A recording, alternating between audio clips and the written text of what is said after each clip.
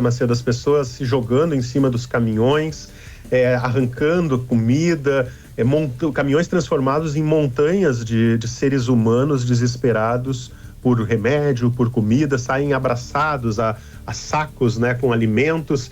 Gaza é um território que eu comparo com metade do tamanho de Porto Alegre, onde vivem 2 milhões de pessoas deslocadas das regiões norte e centro, onde ficam os principais núcleos urbanos, como a cidade de Gaza, propriamente dita, foram deslocadas para o sul do território, porque a maior parte dos bombardeios israelenses atingia o norte e o centro. Essa população hoje começa a voltar, a gente tem o hábito de dizer para casa, mas não é para casa, né? É para o que sobrou das casas, é para escombros que sobraram do resultado dos bombardeios. Essa população faminta, essa população doente, que começa a tentar reconstruir de alguma forma as suas vidas diante de um alívio. A gente vê as pessoas comemorando também, porque se tem comemoração pelo lado de Israel pela volta dos reféns, tem comemoração também pelo lado dos palestinos, porque as bombas param. Se vão parar para sempre, não sabemos, mas por enquanto os canhões cessaram por algum momento. Saem dessa primeira fase do conflito uma análise interessante. Crescem como papéis geopolíticos alguns países. O Catar sai como um dos grandes mediadores. O Catar, que muitas vezes abriga líderes terroristas. Eu costumo dizer que os palestinos morrem de fome em Gaza, enquanto os líderes do grupo terrorista Hamas estão vivendo uma boa vida no Catar. A Turquia surge como mediador, como um país relevante também, e o Egito como um país relevante. Foram 3 mediadores fundamentais, além dos Estados Unidos, claro, e da própria participação de Israel para que se chegasse a esse cessar-fogo. Temos dúvidas sobre o que vem depois. Esse recuo das tropas israelenses, ele não se dá num primeiro momento para o território israelense, se dá numa linha de defesa, uma espécie de zona tampão entre Israel e Gaza. Vamos ver se Trump vai continuar interessado no Oriente Médio depois de conseguir a libertação, se Netanyahu vai cumprir sua promessa de não continuar bombardeando Gaza, e o Hamas duvido que vá se desarmar, né? Mas está nos planos de paz aí proposto pelo Trump, mas acho muito difícil, Marcelo. Até porque nós temos 738 dias de conflito, né? Se levarmos em conta o primeiro dia, quando o Hamas invadiu o território de Israel e fez os reféns, 738 dias de ataques pesados de Israel contra Gaza, sem que Israel conseguisse dominar totalmente o grupo terrorista palestino. Significa que eles vão continuar armados e que não vão se entregar, não vão, enfim, diminuir a sua atuação junto à faixa de Gaza após esse cessar-fogo, né? Estão voltando, inclusive, né? 2.000 terroristas para Gaza, né? 2.000 palestinos presos durante o conflito, mas 250 líderes e condenados por terem cometido os atentados terroristas dentro de Israel. As pessoas estão voltando, esses criminosos estão voltando. Por isso que dentro de Israel, muitos, inclusive, especialmente a ala ultraconservadora, é contrária. Essa maioria é minoria, mas integrante do governo Netanyahu, contrária a qualquer acordo com o Hamas, porque não acredita no desarmamento, porque acredita que devolver terroristas é a capitulação de Israel e não acredita que deva ter acordo nenhum com terroristas. Esse grupo é muito forte dentro do governo Netanyahu, que acaba tendo que se equilibrar entre este grupo que pressiona por não ter acordo com o Hamas e o outro grupo que pressiona pelo fim da guerra, os familiares dos reféns, a oposição, e por trazer para casa os reféns. Então é um equilíbrio difícil para o Netanyahu, que tem eleições em outubro do ano que vem. O Hamas, se a gente olhar um grupo fundamentalista islâmico, dificilmente vai se desarmar, porque a causa principal do Hamas não é a população palestina, não é o Estado palestino, é o fim de Israel, é o extermínio de Israel.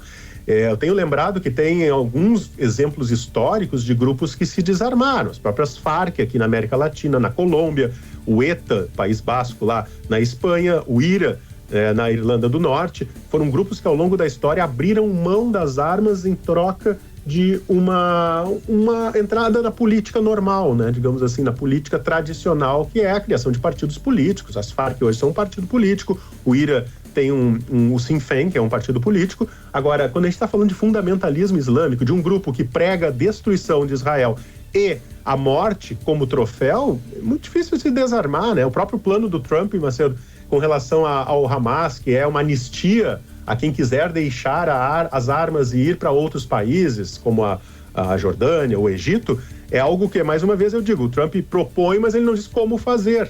E eu não vejo pessoas do Hamas se desarmando ou integrando, por exemplo, um governo de coalizão pacífico para governar Gaza. Quem vai governar Gaza? A proposta do Trump, num primeiro momento, é um grande conselho em que ele seria uma espécie de CEO, que teria como braço direito Tony Blair, ex-primeiro-ministro britânico.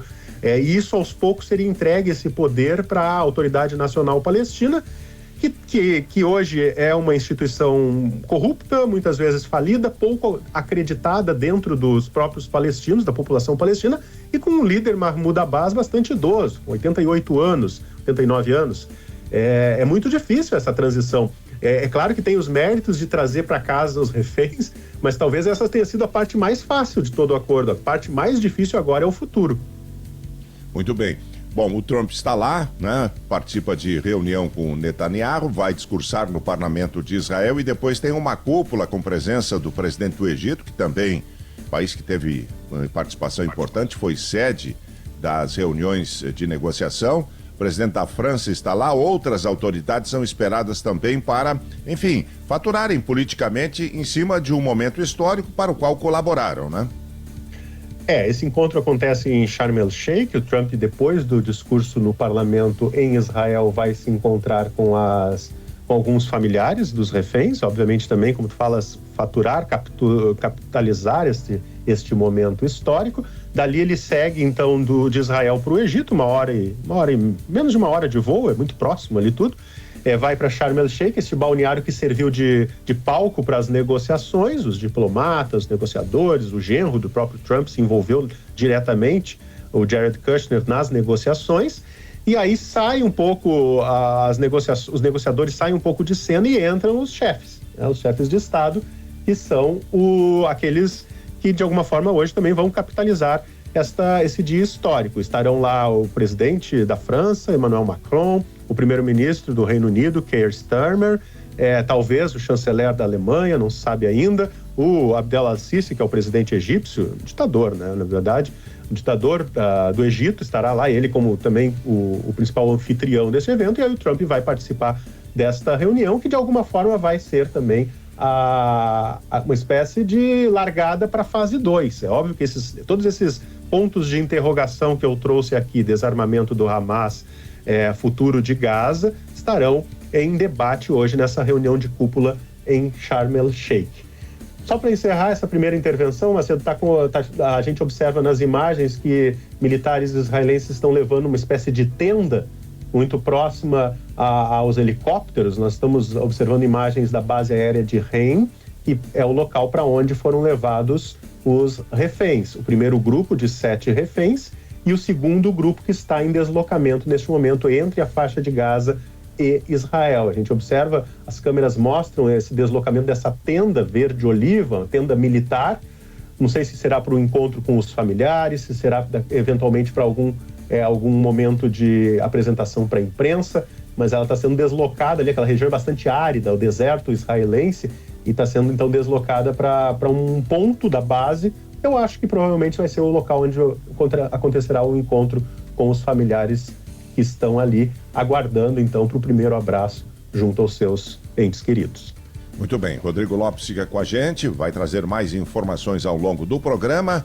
Nós agora vamos fazer o primeiro intervalo, depois dessa abertura estilo Breaking News, para acompanhar e relatar tudo que está acontecendo lá no Oriente Médio. Em seguidinha a gente volta com o Top 10.